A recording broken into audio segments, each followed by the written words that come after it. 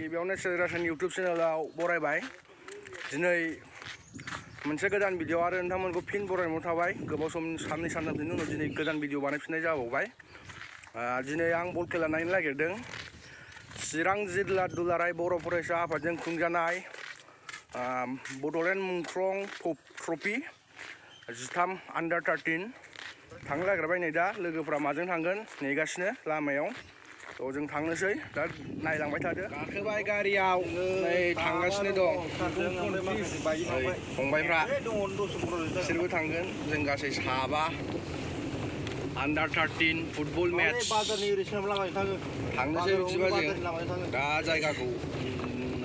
नुहैगोन नोंसोरबो नायलांबाय था बारलांनायब्रा बाजारनि ओरै सोनाबा लामाजों थाङो एसबि थायोना मोनसे बे सेर लामाजों थांबानो जायो सफैबाय जों फिल्डआव ओंखारफैबाय जों नै दा रिफ्रेशमेन्ट जानो थांग्रोगासिनो दं जानो थाखाय जों थांगासिनो नै फिल्डआ जोबोद मोजां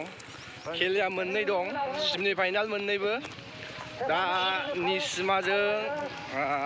दुवार दख'राजों जाग्रोगोन खेलाया दा जोंनि काजलगावजों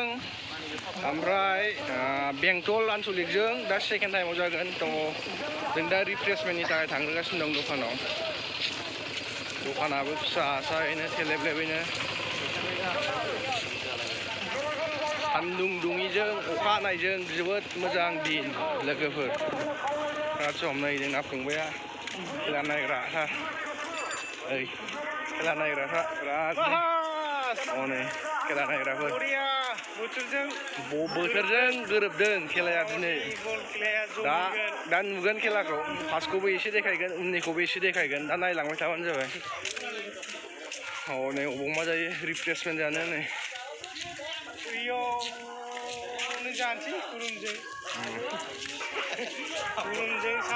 बै माबाया जाजागोन गारामाइ जानो गारामाइ उन्दैनि नै पापर गारामाइ दाउदै आलु सब एवदों नै आलु सब बेखौनो जागोन आलु सबखौनो गुदुं जाग्राफ्रा नै जिरायबाय आं दा आंबो जिरायनोसै बाहायनो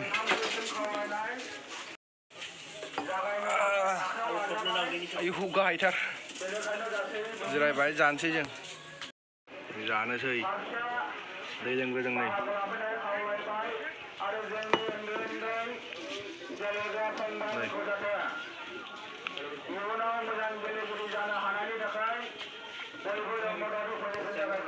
गोथाव जानो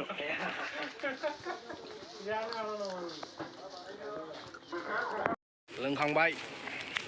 थासुमब्लि बासिदों नै फंबायफ्रा जोंना थासुमब्लि लानो नो थासुमब्लि बेसेबां लागोनब्रा बेसेबां 20 थाखा केजि दे लाग्रो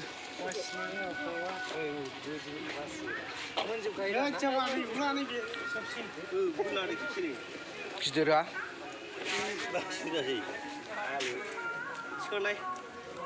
जायालै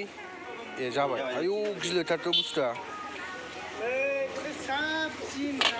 साजों जानो थासुमब्लि लादो नों बेखौनो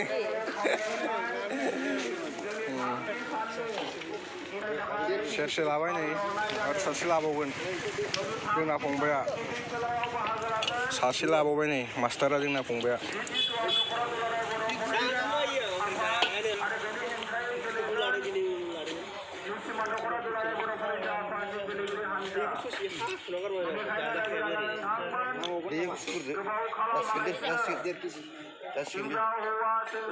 हाब 1.5 केजि जाथारो बुस्थुआ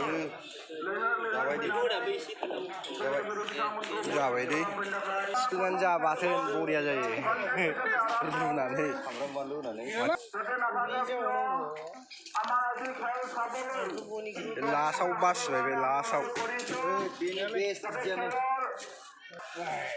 फंबाय सानैयाबो फैनाय साहा लोंहोगासिनो दं फंबाय सानैया खेबनांगोन ना मानसिफोरखौ खेबनांगोन ना मालाय जायगायाव फैनानै सानैजों फैखुमादों नै फंबाय सानैया जानोसो फैग्रोबाय सफैनो नागिरि दे जादो लोंखांबाय थासुमब्लि लादों नै बायखांजोब्बाय नै गासिबो लाजोब्बाय आंजों नैबे गस्ला गुफुर फाख्रा गाननायजोंल' लायासै खेला नायनोसै बोराय जागायसिगोन निशिमा दख'रा दुलाराय बर' फरायसा आफाद आरो दुआर दख'रा दुलाराय बर' फरायसा आफादनि गेजेराव गिबि खेब खेलाया जागायनो आखायाव लाबाय नै दा फट' सिजोन सोलिदों हनै टिमनि फट' लादों दसे उनाव नुनो मोनसिगोन फैखायोना माबा लाबाय नै हेन्डसेट लाबाय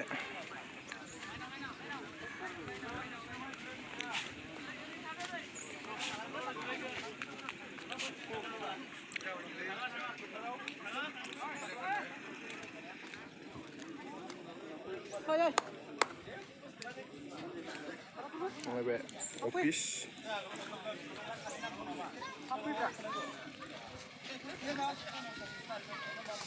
बड'लेण्ड मुंख्लं जोलुर बादायलायनाय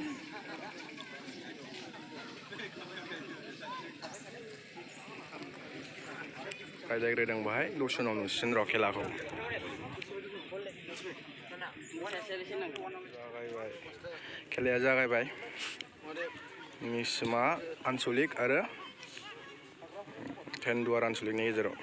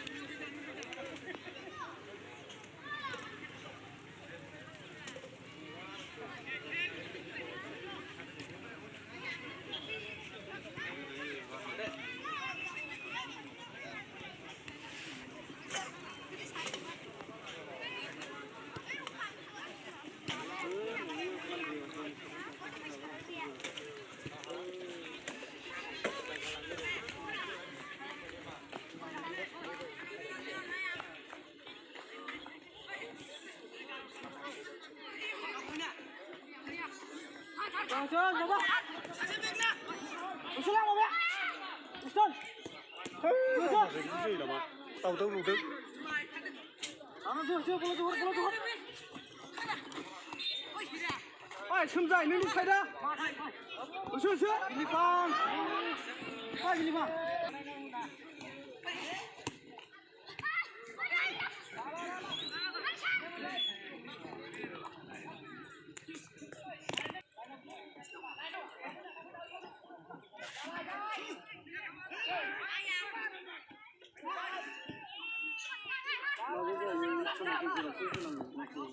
खारदे खारदे खारदे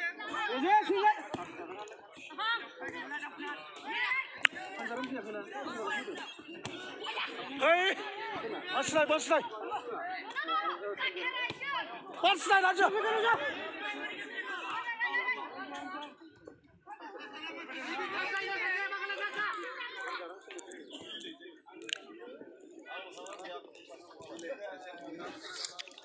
बिदिबा खेलाया जागायबाय थासिगोन बिदिनो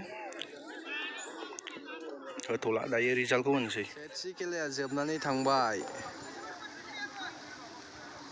दुआर दख'राया 3 गल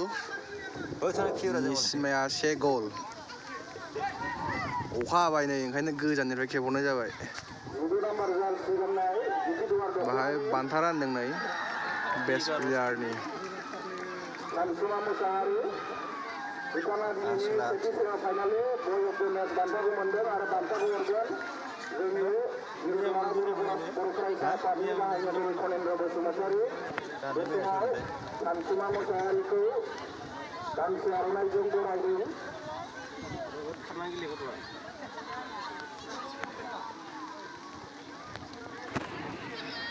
सेथि सेमिफाइनाला बेखिनियावनो जोबथ'बाय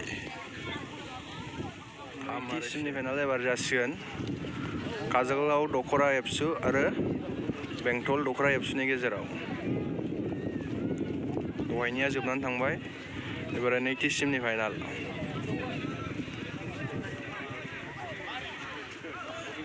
काजलगावआ लाग्रोगोन बलखौ जोग्रोबाय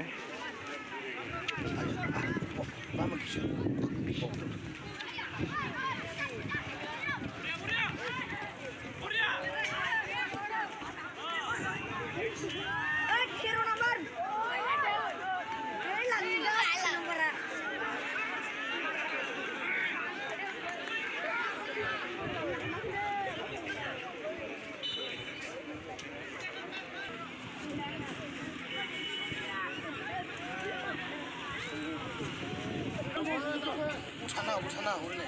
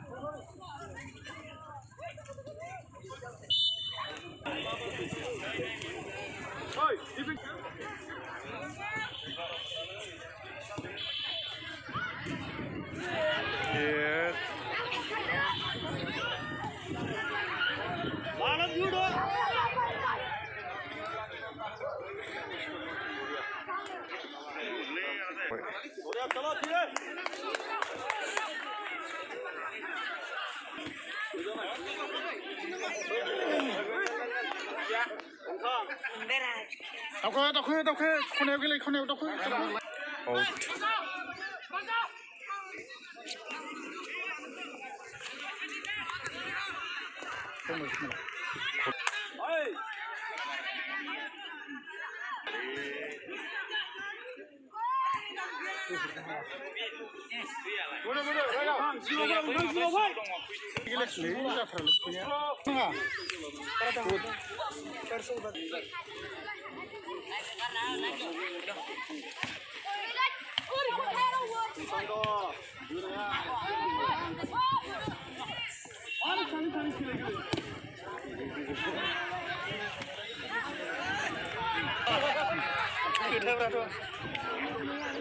जुथारनायानो जाथारालै माथो दाउखौ माथो बुखो सुनो उरिया हिरो डाइरेक्ट जो फिरसे हो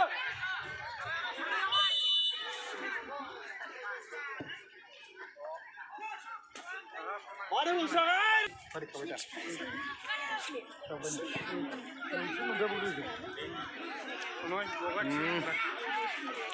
एखनदा हाजोबालै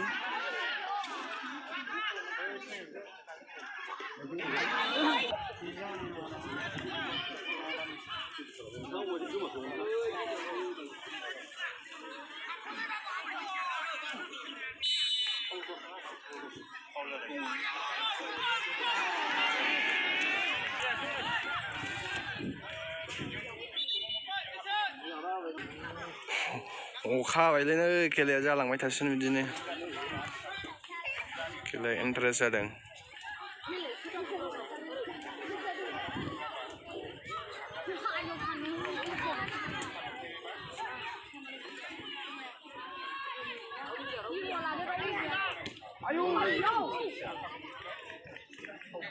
बिदिनो जालांबाय थासिगोन खेलाया दायो लास्ट एसे उनाव रिजाल्टखौ मिन्थिसिगोन काजलगाव दखरा लाथिख' बेंटल दखरा 1 हाफ स्पिनसिमाव बेनियावनो नैथि सिमनि फाइनालाबो जोब्बाय काजलगाव दखराया 1 गल लोगोसे बेंटला 2 गल अबयसे बेंटला 2 गलाव देरहानो जानो हाबाय बे काजलगावआ 1 गलाव जेननो गोनां जाबाय स' बेखिनियानोसै बल खेलाया बिथांमोनहा गाबोनहा समिहा बेंटल दखरा आरो दुआर दखरानि गेजेराव फाइनाल खेलाखौ गेलेनोसिगोन जोब्बाय थांफिननोसै गारि गाखोफिनबाय